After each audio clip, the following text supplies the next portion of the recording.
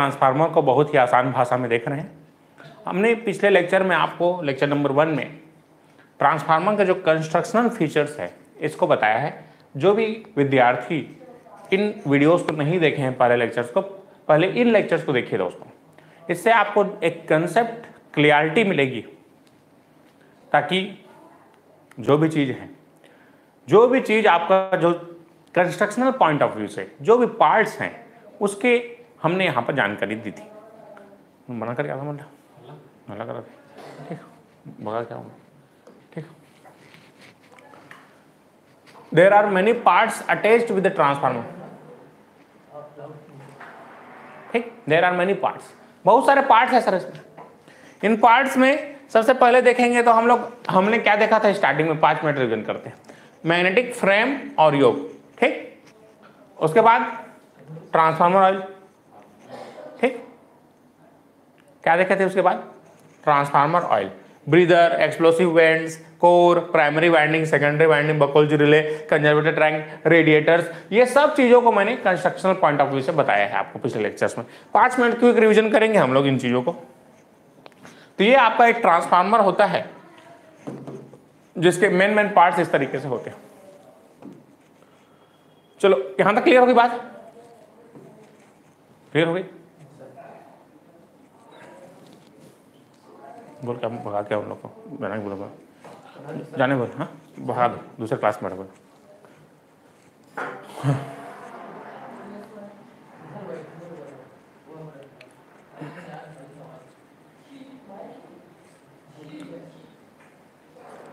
Three limb core, low voltage, high voltage, ये सब चीजें हमने देखा था, है ना। इसके बाद मैंने बताया था टाइप्स ऑफ ट्रांसफार्मर। क्या बताया था? Types of transformer, step down, step up, isolation transformer. देखिए स्टेप डाउन क्या है समझते हैं। जो वोल्टेज के लेवल को कम करेगा उसे स्टेप डाउन, जो वोल्टेज के लेवल को अप करेगा बढ़ाएगा स्टेप अप। आइसोलेशन ना तो ये वोल्टेज को कम करता है ना तो ज्यादा करता है, इक्वल रहता है, N1 और N2। Single phase instrument, CTPTs वाले ट्रांसफार्मर, आयरन कोर टाइप, ये सब iron core type.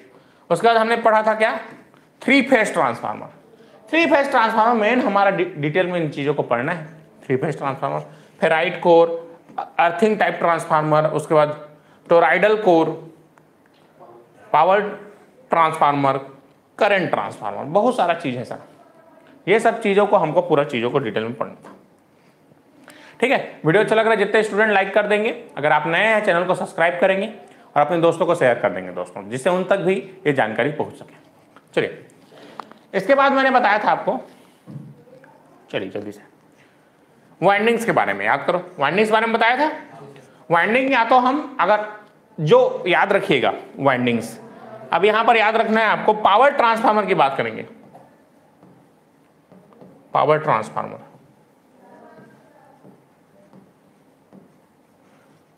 Power transformer, power transformer में कॉपर वाइंडिंग यूज करते हैं। क्या यूज करते हैं सर? Copper winding. और वहीं पर डिस्ट्रीब्यूशन ट्रांसफार्मर की बात करेगा तो डिस्ट्रीब्यूशन ट्रांसफार्मर, डिस्ट्रीब्यूशन ट्रांसफार्मर की बात करेगा तो ये हमारा यूज होता है aluminium winding. Aluminium winding clear होगी बात? ये मोटा मोटा चीज आप याद रखेंगे। कौन सा? अगर आपको नॉर्मल चर्चा में पूछा जाएगा, क्योंकि कॉस्ट पॉइंट ऑफ व्यू से सर डिस्ट्रीब्यूशन में हम क्या देखते हैं? कॉस्ट देखते हैं। कॉस्ट कॉम्पिटिटिव कौन सा है? एल्यूमिनियम। तो एल्यूमिनियम के वाइंडिंग का प्रयोग आजकल हो रहा है। ठीक, क्लियर होगी बात?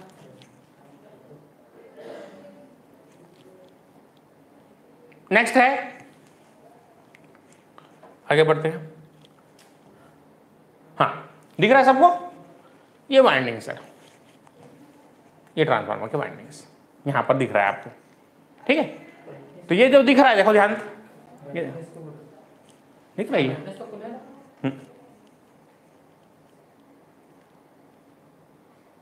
फुल है। क्लियर है सबको? क्लियर, वॉइस क्लियर है? कमेंट करके बताएंगे। वॉइस वीडियो क्वालिटी सब क्लियर है? चलिए ये ठीक है। उसके बाद मैंने बताया था कोर, क्या चीज? ट्रांसफार्मर का कोर। ट्रांसफार्मर कोर इस तरीके से किसका बनता है सर? सिलिकॉन स्टील का बनता है। चलिए अब यहीं से कहानी हमको आगे चालू करना है। मैंने आपको एक ओवरव्यू दिया था सुबह वाली क्लास में। सुबह वाली क्लास क्या था, एक इंट्रोडक्शन वाली क्लास थी, पात्र परिचय था कि हमने कौन कौन से पार्ट्स यहाँ पर देखे थे।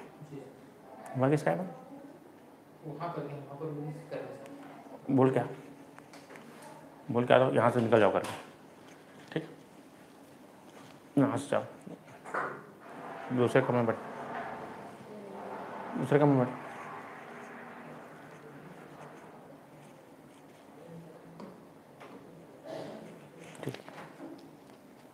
हाँ चलिए यहां से चालू करना है हमको। सबसे पहले देखो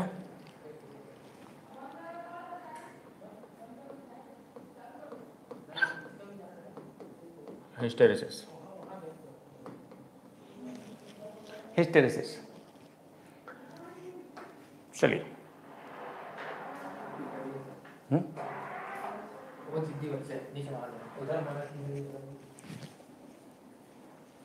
मेरे को आना पड़ेगा क्या तुम लोग को बोलने के लिए? भाग जाओ, बोला समझ में नहीं आ रहा एक बार।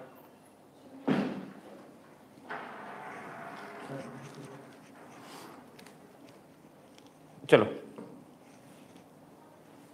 देखो यहां तक क्लियर हो गया हिस्टेरेसिस। चलो समझते हैं हिस्टेरेसिस क्या है। देखो हिस्टेरेसिस क्या है समझते हैं पहले तो, है ना। चलिए हिस्टेरेसिस क्या है पहले देखो, पहले वाला जो लेक्चर था वो केवल इंट्रोडक्शन पॉइंट ऑफ व्यू से दिया गया था, है ना। जिन लोगों को, सब लोग देखे हो कमेंट करके बताओ, जितने लोग देखे हो सब लोग पहला लेक्चर देखे हो सर सब लोग। पहला लेक्चर केवल पात्र परिचय था कि हमने क्या क्या चीजें देखी थी पात्र परिचय में। चलिए अब मैं डिटेल में बताऊंगा हर चीज को, हर चीज छोटा छोटा जो चीज था उसको मैं यहां पर डिटेल में बताने वाला हूं। यहां से आपका कहानी चालू होता है, पहला ट्रेलर था, ठीक है पार्ट चालू करें। ठीक, देखो सबसे पहले हिस्टेरेसिस क्या है ये समझते हैं। हिंदी में बोलते हैं इसको शैथिल्यता। शैथिल्यता अब ये क्या चीज है सर, ये समझते हैं चीजों को पहले। वीडियो अच्छा लग रहा है, जितने स्टूडेंट देख रहे हैं सभी लाइक कर देंगे सर जल्दी से, ठीक। शैथिल्यता देखो ध्यान से,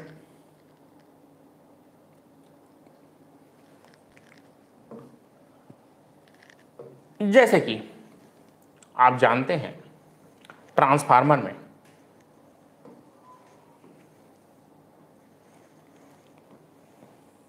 ये ट्रांसफार्मर में BH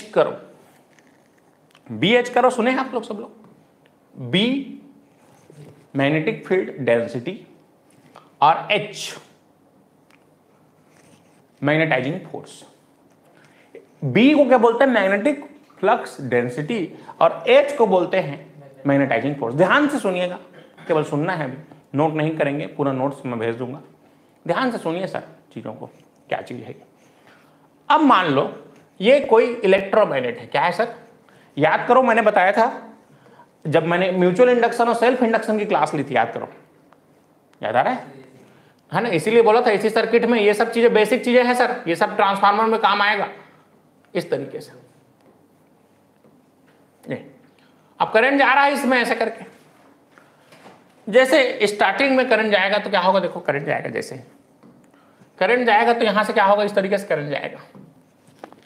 जैसे प्रैक्टिकली बता रहा हूं, जैसे आपको कॉलेज के दिन याद होगा, स्कूल का दिन याद होगा, जब टीचर नहीं आया है तो जितने बच्चे हैं सब अपना अपना काम करते रहते हैं, तो जो जितने मॉलिक्यूल्स थे वो सब अपने अपने दूसरे डायरेक्शन में अलाइन थे। जैसे ही टीचर आता है सब बच्चे एक लाइन में क्या हो जाते हैं, अलाइन, सामने की तरफ देखते हैं ना, सब अपना अपना काम छोड़ के, देखो तमाशा कर रहे थे अभी बच्चे, टीचर नहीं था तो प्रैक्टिकली दिखाया, एक कोई हड़कायत भागीस ना, उसने फील्ड को आना पड़ता है सर। जैसे ही फील्ड आता है, इसे फील्ड आ रहा है, ऐसे याद करो, राइट हैंड थंब रूल याद करो, ये ऐसे अगर उंगलियों को मुड़ना करंट को बता रहा है तो ये फ्लक्स को बताएगा, फ्लक्स ऐसे निकलेगा। तो जैसे ही करंट गया क्या बनना चालू होगा, मैग्नेटिक फील्ड। और दूसरी भाषा में ये भी समझ नहीं आया, मान लो पानी, मान लो ये 1 लीटर का बॉटल है, मैं इसमें पानी डाल रहा हूं, पानी कब तक भराएगा सर? शुरुआत में बॉटल खाली है, जैसे ही बॉटल खाली है मैं पानी भर रहा हूं, पानी भर रहा हूं, ये भराना चालू हो रहा था, ये ऐसे भराना चालू हो रहा था, चालू हो रहा था, चालू हो रहा था। कब तक भराएगा पानी इसमें बॉटल में? जितनी इसकी कैपेसिटी है। 1 लीटर तो 1 लीटर भराएगा, तुम चाहो 2 लीटर भराए, चाहेगा पार्थ? तेरे सोचने से हो जाएगा? तुम्हारे सोचने से हो जाएगा? बताओ, इसमें 16 मैंने 2 लीटर भराना है, नहीं भराएगा। तो जैसे ही भराना चालू होगा इस तरीके से पॉजिटिव डायरेक्शन ये फिक्स हो जाएगा, फिर ये कांस्टेंट हो जाएगा सर। ये कितना भी H is proportional to I होता है और B is proportional to phi.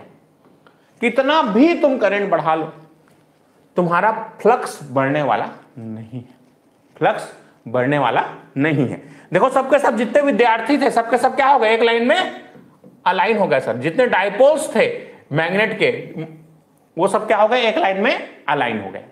अब कितना भी हम मैग्नेटाइजिंग फोर्स या करंट बढ़ाएं, बढ़ने वाला नहीं है फ्लक्स।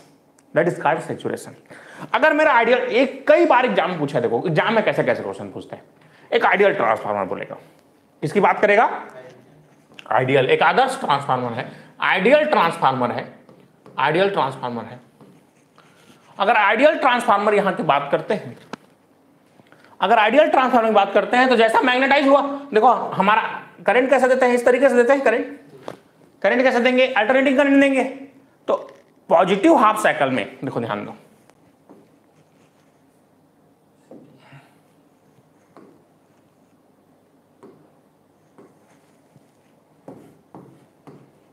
जब पॉजिटिव हाफ साइकिल रहेगा तो जैसे जैसे करंट बढ़ रहा है सर, इस तरीके से आप देख पा रहे हैं, करंट जैसे जैसे बढ़ रहा है ये क्या हो जाएगा?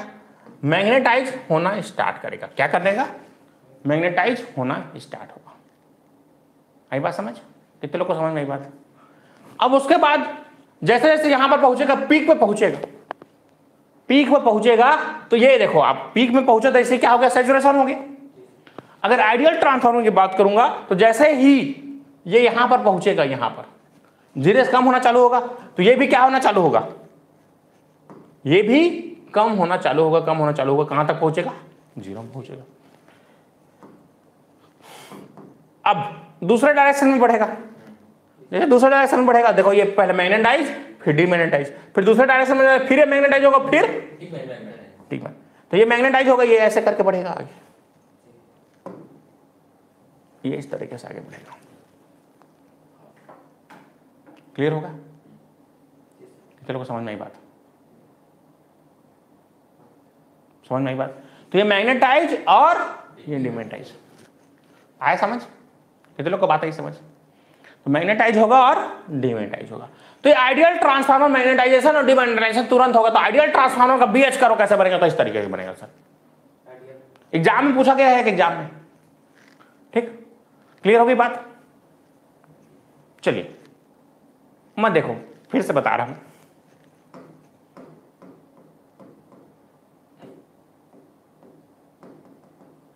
चलो देखो,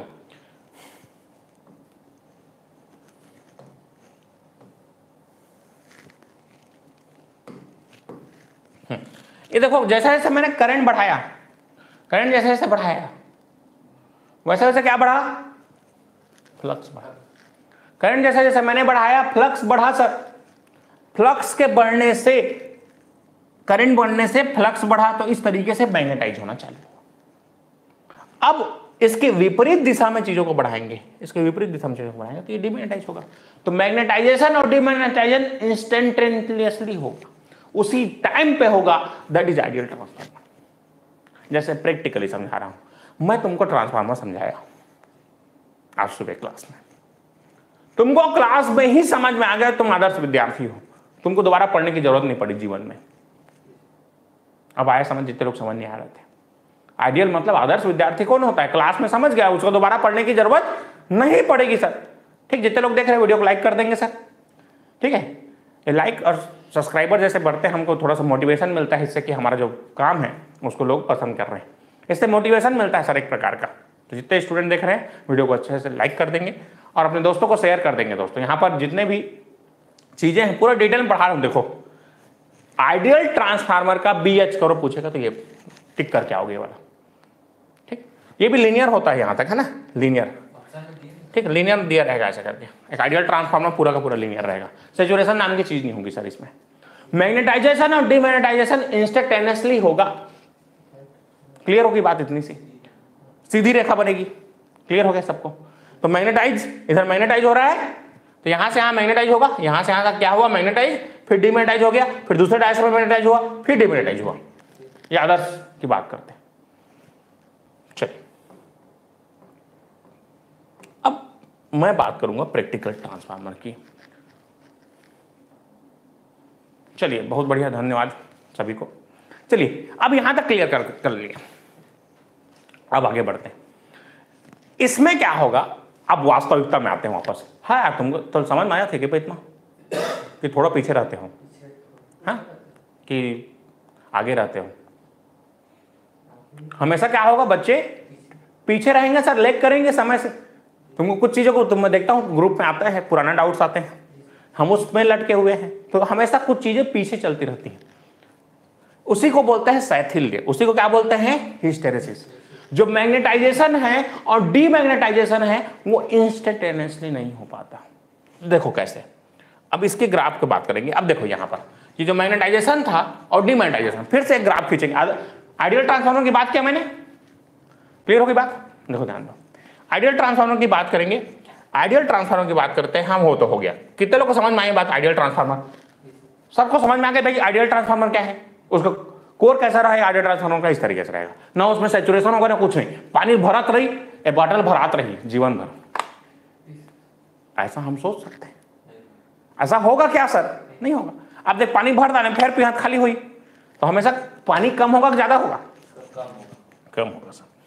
तो देखो यहां से B इज, देखो B और H is proportional to I, B is proportional to 5। ध्यान से देखेंगे चीजों को कि BH करो क्या है, इसका क्या अहमियत है ट्रांसफार्मर में, डिजाइन में मशीन की क्या अहमियत है, ठीक। अब देखो ध्यान से, अब ध्यान से देखना 5 मिनट में समझ में आ जाएगा ये चीज। बहुत बड़ा चीज नहीं है, एक बार में समझ में आ जाएगा। अब इतना आप लोग पढ़े हो कि ये चीजें बहुत बड़ी मायने लगती है। अब बस थोड़ा सा देखो, आप देखो करंट बढ़ा रहे हो खड़ा, प्रैक्टिकल सिचुएशन में आते हैं, करंट बढ़ा रहे हो, क्लास हो रहा है, कब तक समझ में आएगा, एक समय तक समझ में आएगा, एक समय तक समझ में आएगा, फिर कितना भी समझा लूंगा नहीं समझोगे, सैचुरेशन आ जाएगा सर। एक समय के बाद सैचुरेशन आ ही जाता है, फिर कितना भी हम प्रयास कर लें आप समझने के काबिल नहीं रह जाते। किसी भी चीज को ज्यादा सोच लेते हैं ना सर, उम्मीद से ज्यादा, जरूरत से ज्यादा सोच भी कोई भी चीज के बारे में दिमाग हैंग हो जाते। उसी प्रकार ये मैग्नेटिक मटेरियल जो है, अब कितना भी हम करंट बढ़ा लें फ्लक्स इसमें बढ़ने वाला नहीं है। क्यों, क्योंकि ये जितने डाइपोल्स थे इसके वो पूरे के पूरे अलाइन हो चुके थे। क्या हो चुके थे, अलाइन हो चुके थे। अब क्या होगा, अब देखो करंट तो बढ़ रहा है, यहां तक पहुंचा, मैग्नेटाइज हुआ, यहां से कहां तक पहुंचा, इस पॉइंट पे पहुंचा। अब जैसे ही यहां तक पहुंचा इस पॉइंट पे, अब ये सैचुरेशन की बात करते हैं, यहां पर सैचुरेशन हो गया। अब करंट क्या हो रहा है, कम हो रहा है, करंट कम हो रहा है सर। करंट कम होगा तो ये वापस आना चालू होगा, इस पॉइंट पे पहुंचेगा। करंट यहां पर जीरो में पहुंच चुका है, लेकिन यहां कुछ ना कुछ फ्लक्स बचा हुआ है ना, that flux is called residual flux. बताया था मैंने डीसी मशीन में, कुछ ना कुछ फ्लक्स बच जाता है, that is called residual flux. इस फ्लक्स का क्या नाम है सर, रेसिडुअल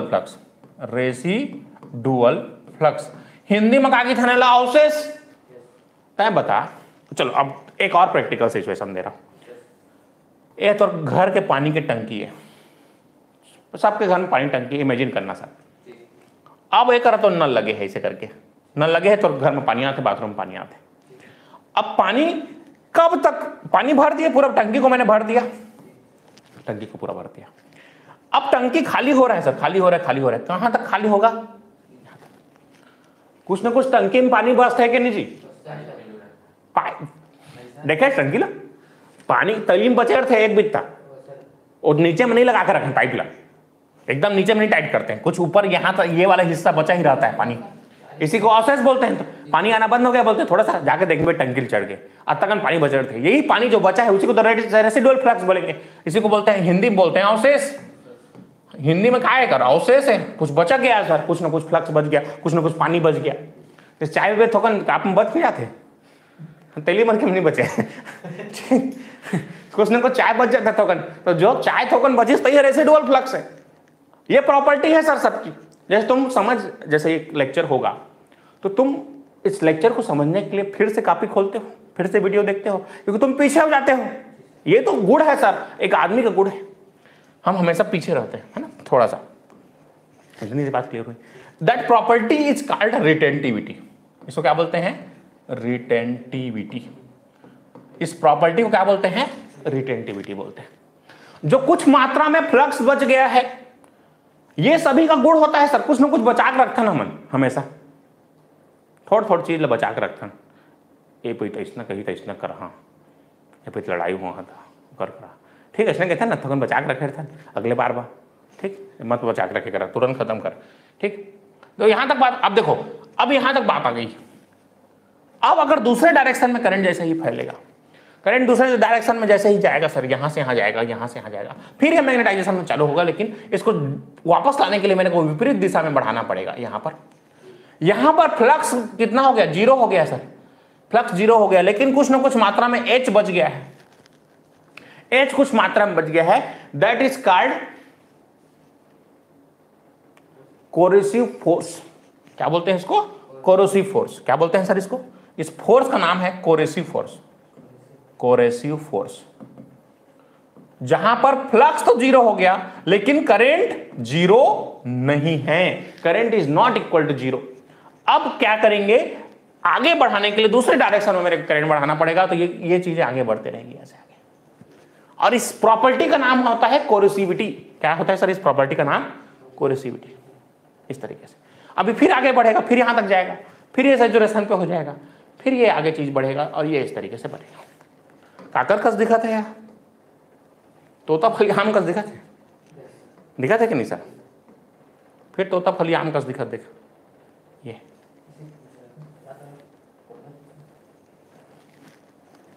क्लियर हुआ कि नहीं? आओ काका कस दिखाते हैं, चलो जल्दी बताओ जी। पेंगुइन कस दिखाते, बहुत बढ़िया। आओ, अभी एक सब्जी आया नया मार्केट में, सेमी कस भी दिखाते। अब एक जोक भी आता इसने करके, हाँ तालाब में था जोक, बहुत टाइम नहावे पकड़ लेते।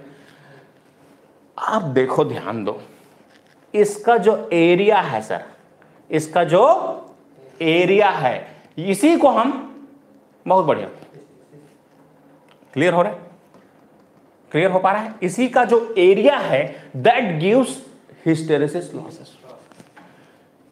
अब देख, बता ध्यान से, कितने लोग को समझ में आई सर बात? कमेंट करके बताएंगे ये चीज समझ में आया कि नहीं सबको? ये जो कर्व है समझ में आया कि नहीं सर? ये लॉस है कि नहीं? देखो, लॉसेस समझ में आया कैसे होता है चीजें? देखो, डीमैग्नेटाइजेशन और मैग्नेटाइजेशन के बीच हमने ग्राफ खींचा, बी और एच के बीच, तो इस ग्राफ का नाम है बी एच कर्व। और ये बताता क्या है कि कौन सा मटेरियल में कैसा लॉस होगा, कितना लॉस होगा। अब तय बता यार, चल एक ठाव कर्व बना देता हूं मैं, देखो शैथिल्य या आलस्यता बोलते हैं, आलस्य। अब तय बता, एक ठनाव है बी एच कर्व, ऐसे बना दे हमें, ये दो ठो बी एच कर्व है, कौन हाँ ज्यादा लॉस है, कौन सा कम, ज्यादा कौन कम लॉस होगा? देखो, किस में कम, किस में ज्यादा? ए और बी, बताओ कहाँ ज्यादा लॉस हुई जी, पहला वाला में दूसरा वाला में? कमेंट करके बताइए सब लोग, कहाँ ज्यादा नुकसान हुई?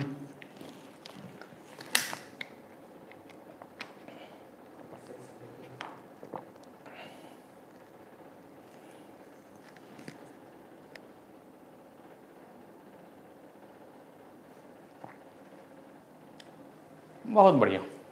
अब तय बता यार, दो जन आदमी है, एक खीक पतला है, पोषण की कमी है, एक खीक मोटरला मोरकस है 1 क्विंटल के, कौन ज्यादा आलस्य रही? मोटा आदमी ज्यादा आलस्य करेगा सर। आलस्य, शिथिलता किसमें है? शिथिलता, शिथिलता का हिंदी मतलब होता है आलस्य। कौन ज्यादा आलसी, पतला कि मोटा? काम करे की इच्छा ज्यादा काकर मरेगी, मोटा के पतला?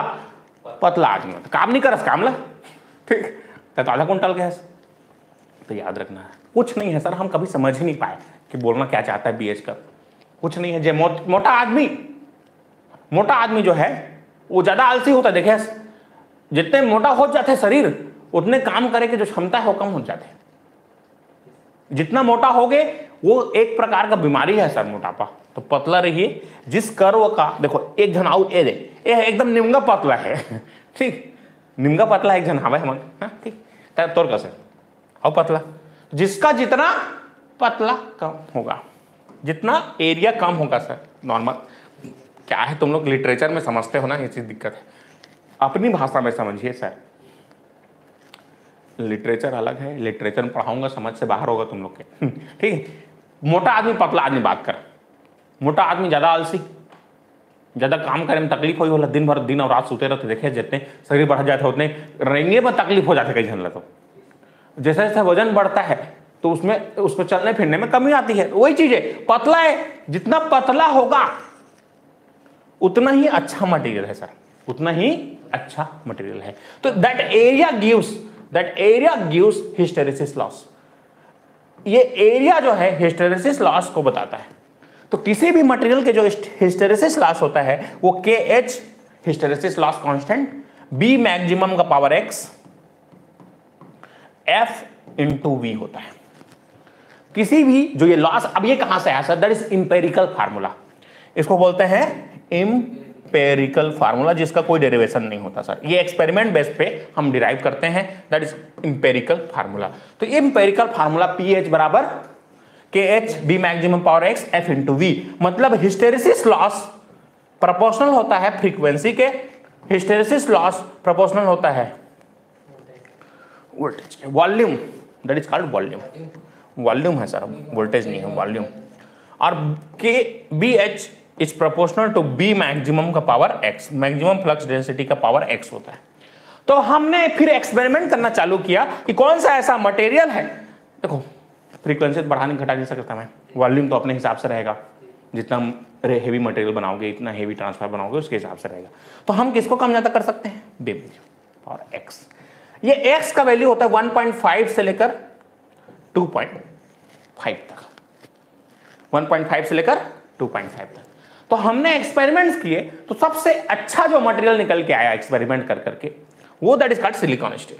That is called silicon steel. मैं बोला था ही हर चीज मैं बताऊंगा, बस थोड़ा सब्र रखिए। सिलिकॉन स्टील ही क्यों? क्योंकि इसके लिए जो X का मान होता है 1.6 होता है, that is minimum for all, that is minimum for all. Therefore we use silicon steel for making transformer core. अब आया समझ? सिलिकॉन ही क्यों सर? आने काम नहीं करन। Silicon steel is best material which gives least hysteresis loss. इसका जो ये हिस्टेरेसिस लॉस पतला बनता है, इसका जो एरिया है वो कम बनता है, तो इसलिए लॉसेस उसके कम होते हैं। ठीक, सिलिकॉन स्टील। सिलिकॉन है क्या सर? सिलिकॉन है क्या? चलो अब बात करते हैं सिलिकॉन की। सिलिकॉन मतलब सिलिका रेत, रेती काय रेती। देखता कि नहीं रेती रोज तो हर घर में लगे, जो घर में बैठे थे मैं रेती लगे, रेती है तो सिलिका है जी, रेती रेत रेत यही सिलिका है सर, सिलिका SiO2।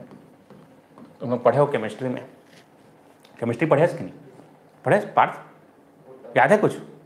मोर बेस्ट लगता है केमिस्ट्री में। ऑर्गेनिक केमिस्ट्री मेरा फेवरेट है। CH3 CH2OH H2O मला मार, ठीक, एथिल अल्कोहल, ठीक ठीक ऐसे है, बहुत बड़ा चीज थोड़ी ना है। देखो कितने लोग को बात आई समझ? तो क्या है सर? रेत, सिलिका SiO2। अब तय बता, स्टील है क्या है? स्टील लोहा है। स्टील क्या है? लोहा, लोहा। अब लोहा में रेती मिला दे का हुई जी? लोहा में रेतिल मिलावट का हुई? तय बता, दीवार में रेतिल ज्यादा मिलावट का हुई? प्लास्टर टूट के गिर जाए, ब्रिटल हो जाएगा सर। इसीलिए केवल 2 से 4 प्रतिशत की मिलावट की जाती है सिलिकॉन की। यानी बोझ दे सिलिकॉन रेतिल डाल दे बता हुई ब्रिटल हो जाएगा सर, ऐसे कार्बेट पट टूट दी भाई। लोहा मतलब मजबूत। अब तुम सिलिकॉन मिला रहे हो, ऐड कर रहे हो इंप्योरिटीज, तो कोई भी चीज में इंप्योरिटी ऐड करोगे तो इंप्योर चीज क्या होगा, वीक होगा सर, वीकनेस बढ़ेगा उसकी, जो ब्रिटलनेस है वो बढ़ जाएगा। तो इसे रितो नहीं, अच्छा तो लगा था सर, अच्छा लगा था तो मतलब सब लगा दे, ठीक। जैसे बफर सिस्टम गया है, अच्छा लगा थे 10 रसगुल्ला खा दे, सुबह तकलीफ हुई फिर अतिल नहीं करना है, ठीक। तो 2 से 4% की मिलावट की जाती है। कितने लोग को बात आई समझ कौन करके बताएंगे? 4% मिलावट की जाती है। 4 से 5% बोल सकते हो, ज्यादा से ज्यादा 5%, अधिकतम 5%, मैक्सिमम सर 5%, ज्यादा नहीं। मैक्सिमम कितना परसेंट मिला सकते हैं? तो 5%। कितने लोग को समझ में आई बात? हर एक चीज बता रहा हूं, हर एक छोटा सा चीज भी बताऊंगा अभी, देखना ट्रांसफार्मर में हर चीज जो आप सोचते हो ये क्यों सर, हर चीज बताऊंगा सर, पर ध्यान से आपको पढ़ना है, लेक्चर्स देखने हैं, आराम आराम से पढ़ेंगे। कितने लोग को समझ में आई सर? सर रिपीट बोल रहे हैं, क्या चीज समझ में आई? ईश्वर प्रसाद जी बताएंगे, ईश्वर प्रसाद जी बताएंगे क्या चीज समझ में आया।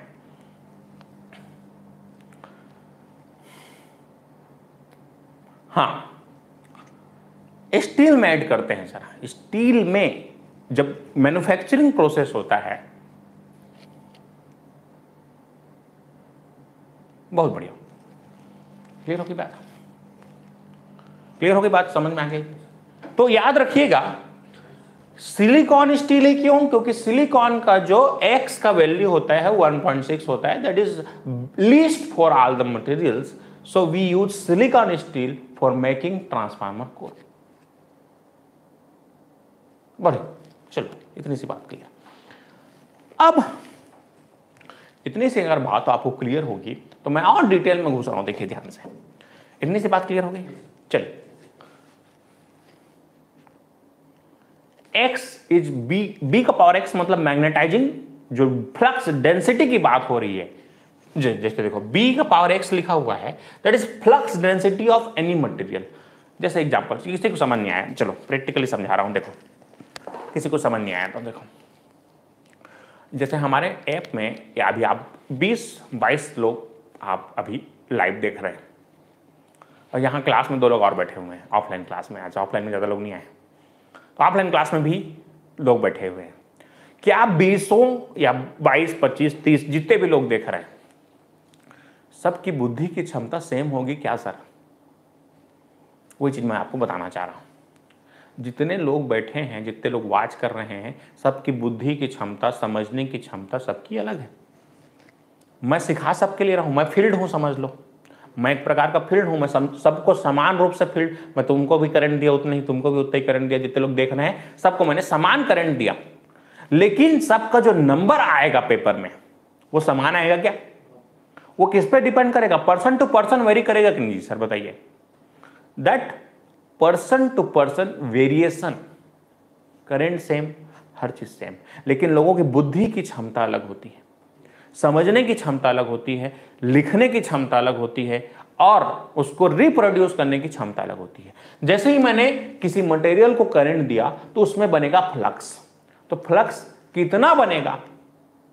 फ्लक्स कितना बनेगा? ठीक, फ्लक्स कितना बनेगा ये किस पे डिपेंड करेगा? मटेरियल्स पे। तो वो मटेरियल का पावर X जो है वो X पे, मटेरियल पे डिपेंड करता है। वही X का वैल्यू सिलिकॉन स्टील के लिए सबसे कम होता है। X पावर देखो 1.5 से बोला था कितने, 2.5 तक वेरी करता है, तो ये जितना कम हो जाए उतना हमारे लिए अच्छा है। तो सबसे लीस्ट कौन सा आया है? Silicon steel. अब 1.5 से कम नहीं कर सकते, उससे कम नहीं कर सकते, दैट इज फिक्स। ये मशीन्स पे ना सैचुरेशन आ गया है सर, रिसर्च में जितना रिसर्च होना था हो चुका है, अब इलेक्ट्रॉनिक डिवाइसेस पे रिसर्च हो रहा है, सैचुरेशन में लगभग पहुंचते जा रहा है सब चीजें। तो लगभग ये हमारा सिलिकॉन स्टील, इसीलिए हम इसको प्रीफर करते हैं। इसका जो फ्लक्स डेंसिटी है सबसे बेस्ट होता है। अगर आपसे एक लाइन में पूछेगा कोई भी मशीन में कौन सा मटेरियल यूज करते हैं, एक लाइन में आप बता दीजिएगा सिलिकॉन स्टील। मैंने बोला था डीसी मशीन में, मैं अभी नहीं बता रहा हूं।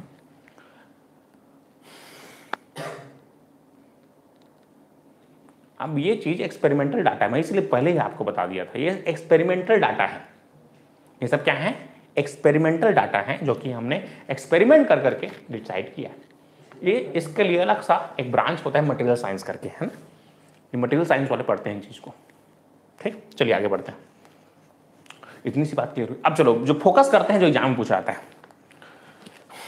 अब देखो सिलिकॉन स्टील का काम क्या है? हिस्टेरिसिस लॉस को कम करना। इतने से बात नहीं होती सर, इतनी सी बात में काम नहीं चलता।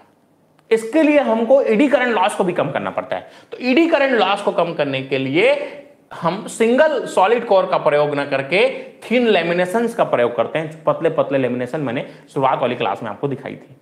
तो थिन लेमिनेशंस का प्रयोग किया जाता है to reduce eddy current loss. ठीक है, आई बात समझ?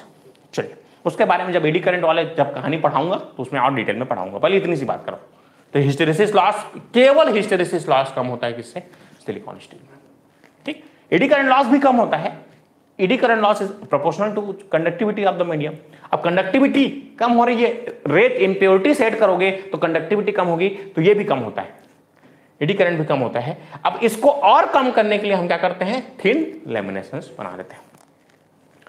अब आगे बढ़ते हैं। अब लिखो आगे, सिलिकॉन स्टील लिखिए। सिलिकॉन स्टील का स्ट्रक्चर कैसा होता है? स्ट्रक्चर तो याद रखिएगा, ये बीसीसी स्ट्रक्चर होता है, इसको बोलते हैं बीसीसी। पहले तो इतना बात रखो, इसको होता है body centred cubic structure. Body centred cubic structure. अब ये क्या चीज है सर? इसके बारे में बात करेंगे। आपने क्लास 12th में पढ़ा होगा सॉलिड्स के बारे में, कहाँ याद होगी अब तारोला। ठीक, सॉलिड्स के बारे में पढ़ा होगा। हाँ कोई बात नहीं, देखो मैं बता रहा हूं, थोड़ा बहुत याद आएगा तो आ जाएगा। ठीक,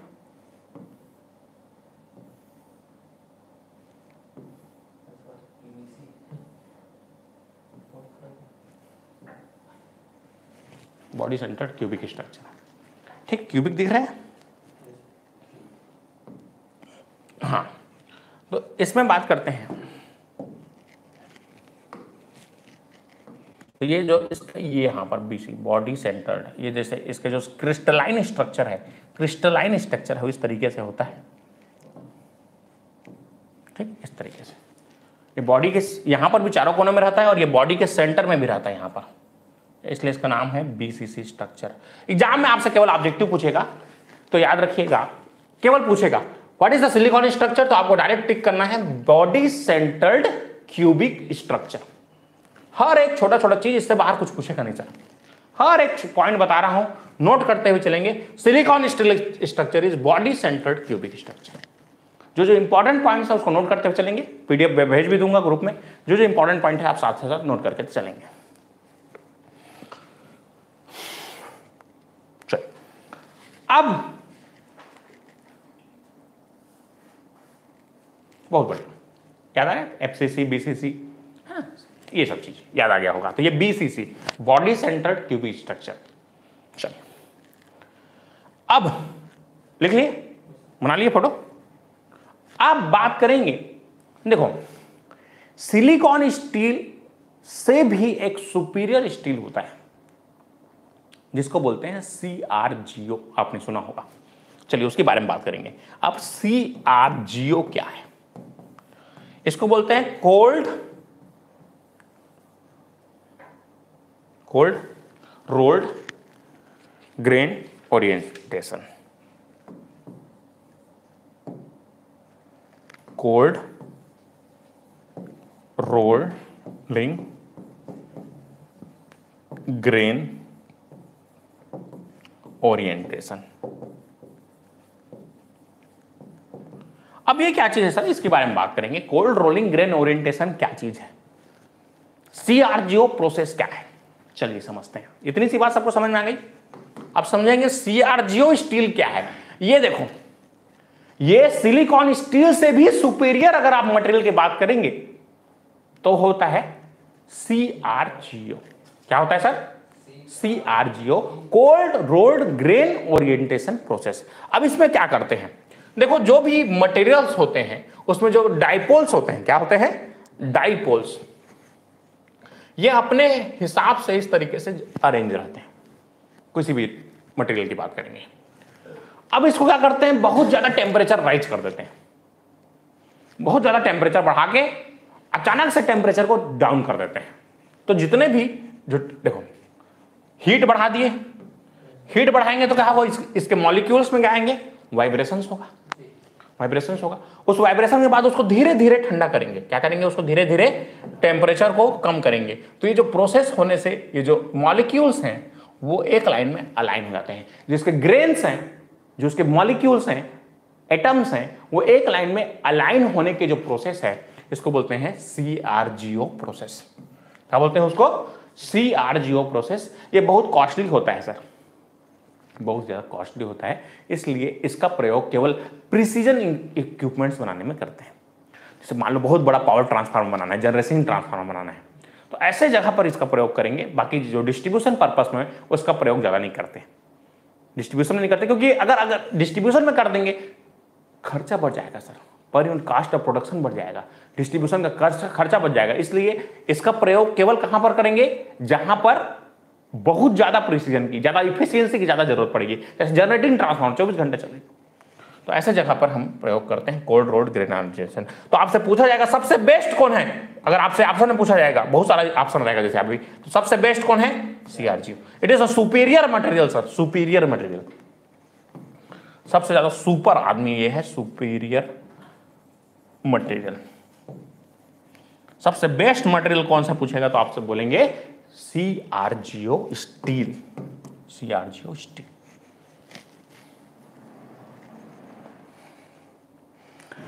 permeability of CRGO steel is much higher than normal silicon steel। Silicon steel से इसकी जो परमिटिबिलिटी है बहुत ज्यादा होती है, इसलिए ये सुपीरियर मटेरियल है सर CRGO। बस आप याद रखिए नाम, CRGO अगर नाम आ गया तो अब घबराना नहीं है, टेम्परेचर बढ़ा के धीरे धीरे टेम्परेचर को कम करने का process, that is called CRGO grain orientation process. चलिए अब देखो, अगर मैं इसका BH करो बनाऊं सभी मटेरियल के लिए, जितना भी मटेरियल है मेरे पास, देखो ध्यान से, सभी मटेरियल, ये एग्जाम में पूछा गया है सर, IAS में क्वेश्चन पूछा गया था, ये वाला डायरेक्ट ग्राफ दिया था, ये B दिया था, फ्लक्स B और H कर्व दिया था डिफरेंट मटेरियल्स का।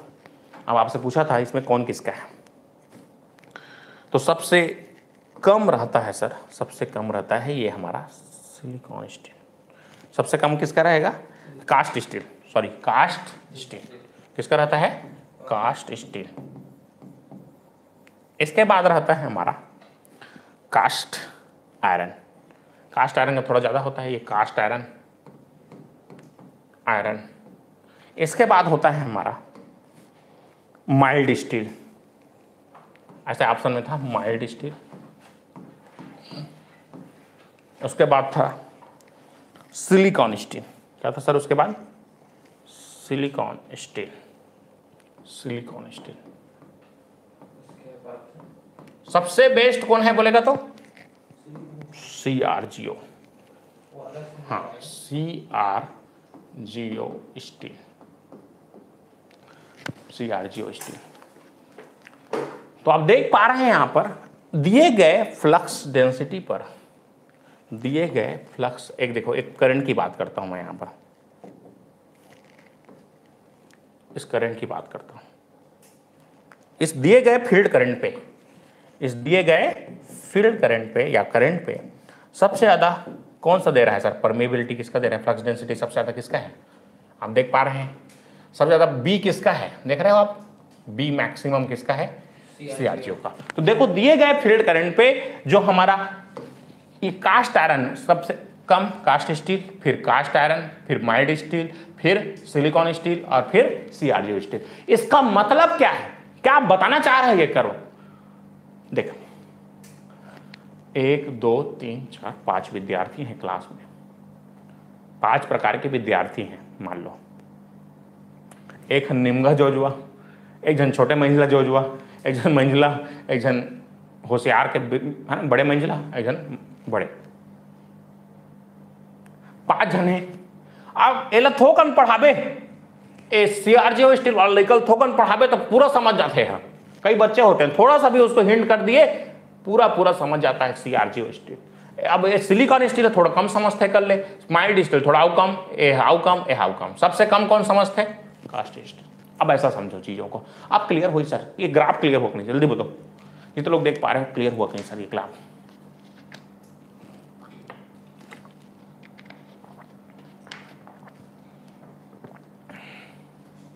कमेंट करके बताइए इतनी सी बात क्लियर हुई कि नहीं। बहुत बड़ा चीज नहीं है, आप धीरे धीरे चीजों को समझेंगे क्या है ना। हम समझने का प्रयास ही नहीं करते कई बार, है ना। ठीक, देखो तो सीआरजीओ स्टील बन के रहो, कम से कम बातों में कम से कम इनपुट पे मैक्सिमम आउटपुट दो। ठीक है जी। अब इसको मिनिमम भी फील्ड करंट देते हैं, ये मैक्सिमम फ्लक्स डेंसिटी पैदा करता है।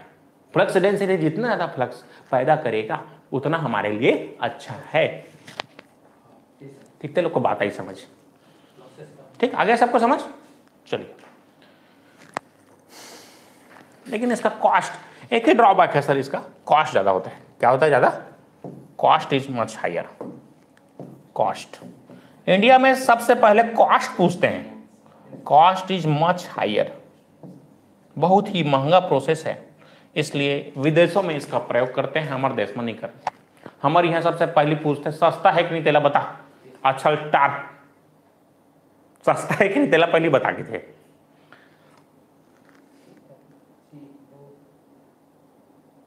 सर बहुत बढ़िया, ठीक। चलिए अब आगे बढ़ते हैं हम लोग। नेक्स्ट है लेमिनेशंस। क्या है सर? लेमिनेशंस। अगर आपको याद होगा तो मैंने आपको ये लेमिनेशंस दिखाया था कि नहीं सर? बोलो जल्दी। लेमिनेशन दिखाया था ये वाला, दिख रहा है? तो ये जो लेमिनेशंस आप देख पा रहे हैं, इस लेमिनेशंस का काम क्या है? टू रिड्यूस, क्या बताया था बोलो? To reduce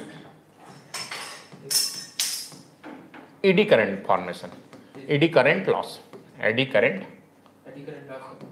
loss. ठीक, अब बात करते हैं इनके बीच में क्या पॉलिश लगाएंगे। जैसे कई लोग पॉलिश लगाते नहीं रहते हैं, चलो तो पॉलिशिंग की क्या पॉलिश करोगे? चलो पॉलिश, इंसुलेटिंग, चलो लेमिनेशंस, हैंडल लेमिनेशंस।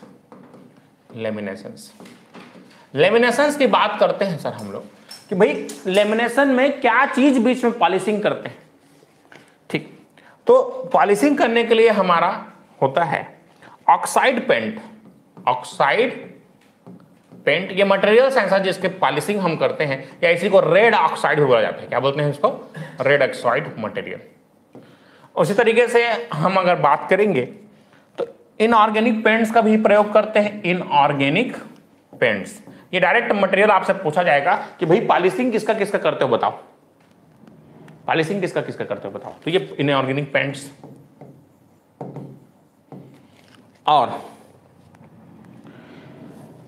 और एक चीज पूछा जाता है, और एक थिन, जैसे छोटा रेटिंग का ट्रांसफार्मर है उसे thin impregnated papers, impregnated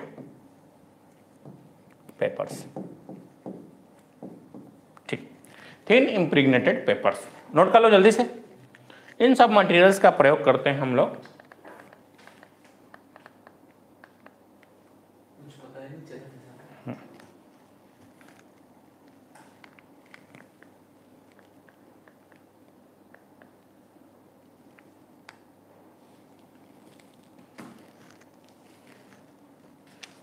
clear होगी बात? कितने लोग क्लियर हुई बात इतनी सी? चलिए, इम्प्रिग्नेटेड पेपर्स।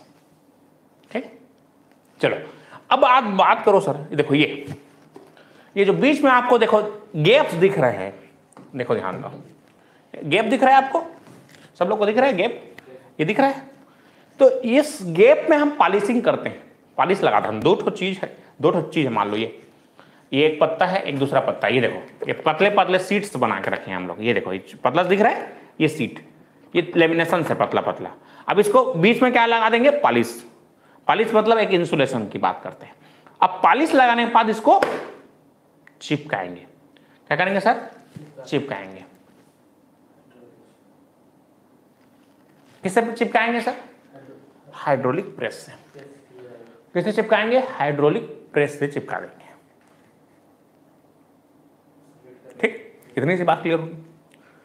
अब ध्यान दो, मान ले तय बता 1 किलो कुकरा बनावे, ठीक, 1 किलो कुकरा ले बनाए तो 1 किलो रही, ज्यादा रही, मसाला वसाला डाल देता, ज्यादा रही कम रही, ज्यादा रही ना सर, क्यों, क्योंकि बीच में क्या आ गया, मटेरियल्स आ गए, तो एक्चुअल जो वेट है वो ज्यादा हो जाता है।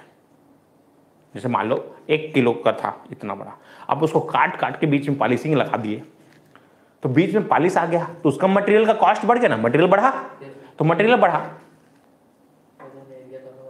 नहीं यहां पर नहीं कर सकते, ठीक। तो यहां पर देखो क्या चीज बोला मैंने, बीच में मटेरियल बढ़ जाएगा तो ग्रॉस और नेट क्रॉस सेक्शन एरिया कम हो जाएगा। देखो ये बीच में क्या आ गए, गैप्स आ गए, दिख रहा है आपको, बीच में गैप आ गए ना, ये गैप दिख रहा है कि नहीं सर, बताओ जल्दी पहले तो, ये गैप दिख रहा है, इसमें गैप दिख रहा है कि नहीं, बीच में जो गैप दिख रहा है, ये गैप के कारण जो नेट क्रॉस सेक्शन एरिया है, ग्रॉस क्रॉस सेक्शन एरिया है, वो कम हो जाता है। तो लिखो आगे, इसके लिए हम एक चीज नया आता है, ग्रॉस क्रॉस सेक्शन एरिया। देखो ग्रॉस और नेट क्रॉस सेक्शन एरियाज, अब ये क्या चीज है सर, अगर मान लो इतना बड़ा है ट्रांसफार्मर कोर, इतना बड़ा है मेरा, तो ग्रॉस क्रॉस सेक्शन एरिया क्या होगा, मतलब पूरा लंबाई गुणा चौड़ाई। कैसे निकालता हूं, क्षेत्रफल लंबाई गुणा चौड़ाई, एरिया क्या होगा, लंबाई गुणा चौड़ाई होगा, बी लेंथ इनटू ब्रेथ। ये that is gross cross section area, that is called gross cross section area, gross cross section area. लेकिन बीच में पॉलिशिंग लगाया हूं तो नेट क्रॉस सेक्शन एरिया कम होगा, ज्यादा होगा, कम होगा ना सर। देख बता, तो तनख्वाह आइस तलक इतने ग्रॉस सैलरी, अब उसमें क्या कटेगा, टीडीएस, और दुनिया भर के चीज कटी तेकर बाद तो तनख्वाह मिली, तो तनख्वाह कम मिली ज्यादा मिली, कौन ज्यादा रही, ग्रॉस, और नेट हाथ माथे तहकारी थे कम रही थे, यही बात समझ। अब तय बता, तो पढ़ात होते हैं पूरा हो गया, मान ले 100% पढ़ात हो, 100% पढ़ात होते हैं, क्रॉस सेक्शन एरिया हो गया, ग्रॉस क्रॉस सेक्शन। अब तुमने जो समझा पेपर में नंबर लाया, that is net cross section area, तो कम रही ज्यादा रही कि ज्यादा लाभ है, 100 में 102 मिले सर गणित कमजोर था। नेट क्रॉस सेक्शन एरिया ये that is less than gross cross section area, ये कम होगा sir, net cross section area हमेशा कम होगा ग्रॉस क्रॉस सेक्शन एरिया से। तो इसलिए बीच में एक फैक्टर आता है जिसको बोलते हैं स्टैकिंग फैक्टर। क्या बोलते हैं सर इसको, स्टैकिंग फैक्टर। लिखिए चलिए, स्टैकिंग फैक्टर, तो दोनों का रेशियो कर देते हैं हम लोग, तो स्टैकिंग फैक्टर, स्टैक बना रहे हैं ना, इसलिए नाम है इसका stacking factor. Stacking factor, stacking factor बराबर होता है नेट क्रॉस सेक्शन एरिया बटे ग्रॉस क्रॉस सेक्शन एरिया। इसका मान डायरेक्ट आपसे एग्जाम में पूछ लेता है, भाई स्टैकिंग फैक्टर कितना होता है, तो याद रखिएगा 0.5 से लेकर 0.95 तक होता है, इसको याद रख लेना डायरेक्ट, 0.5 से 0.95। अब तुम लोग बताओ, अगर तुम पतले लेमिनेशन बताओगे, थिन लेमिनेशन बनाओगे तो क्या होगा, और थिक लेमिनेशन में क्या होगा, दिमाग लगाओ, थिन लेमिनेशन और थिक में लेमिनेशन में स्टैकिंग फैक्टर कम होगा कि ज्यादा होगा, ठीक, तुम बताओ चलो, ए और बी बताइए सर, ए में ज्यादा होगा स्टैकिंग फैक्टर कि बी में ज्यादा होगा,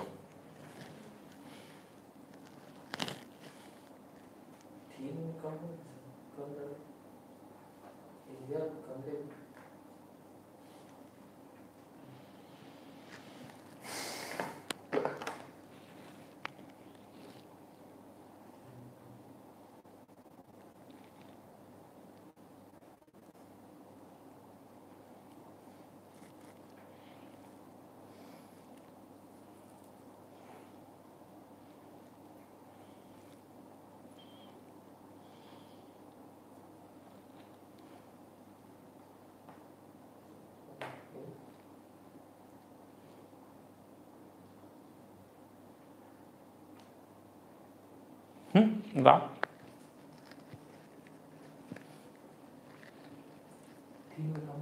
बहुत बढ़िया, थिन में कम होगा और थिक में ज़्यादा। जितने पतले लेमिनेशंस बताएंगे उतना ज़्यादा पॉलिश करना पड़ेगा। पॉलिश जितना ज़्यादा करेंगे पॉलिश का मटेरियल ज़्यादा होता जाएगा, एरिया उतना ही कम हो जाएगा। जितना तुम क्या करते जाओगे, कटवाते जाओगे सैलरी, थिन करते जाओगे, थिक मतलब थिन मतलब कटवाना, पतला करना। जितना पतला करोगे उतना हाथ में कम आएगा सैलरी। इतनी सी बात थी सब। तो याद रखिएगा, थिन लेमिनेशन में स्टैकिंग फैक्टर जो है वो कम होगा और इसमें स्टैकिंग फैक्टर ज़्यादा होगा। कितने लोग को बात आई समझ सर? आप चलो जल्दी बताओ, 5 मिनट का ब्रेक दे रहा हूँ, इसके बाद 5 मिनट का ब्रेक, फिर से तुरंत क्लास चालू होगा। कितने लोग को समझ में आई अभी तक जो मैंने बताया? हर एक छोटा चीज़, छोटा से छोटा, बड़ा से बड़ा चीज़ बताऊंगा क्लास में। इससे बाहर आपको कभी नहीं पूछेगा किसी एग्जाम में, ठीक है? हर चीज़ मैं बताऊंगा सर, लेकिन आपको उसके लिए समय देना पड़ेगा और मेहनत करना पड़ेगा, हर एक चीज़ों को नोट करना पड़ेगा, हर चीज़, है ना? जो भी प्रैक्टिस सेट्स हैं वो करने पड़ेंगे, तब जाके आपके एग्जाम क्लियर होते हैं सर। एक कॉम्पिटिशन एग्जाम निकालना इज़ नॉट अ जोक, है ना? जोक नहीं है, आसान नहीं है चीज़ें, लेकिन हमको आसान बनानी है। धीरे धीरे हम चीज़ों को आसान करेंगे आपके लिए और देखेंगे आप जैसे जैसे लेक्चर्स होते जाएंगे आपको सब्जेक्ट के प्रति कॉन्फिडेंस बिल्डअप होते जाएगा। तो दोस्तों, वीडियो अच्छा लगा तो लाइक कर देंगे, अगर आप नए हैं चैनल को सब्सक्राइब करेंगे, अपने दोस्तों को शेयर करेंगे, जिससे आपको पूरे नोटिफिकेशंस आपको मिलते रहें। चलिए 5 मिनट का ब्रेक, फिर स्टार्ट करते हैं क्लास।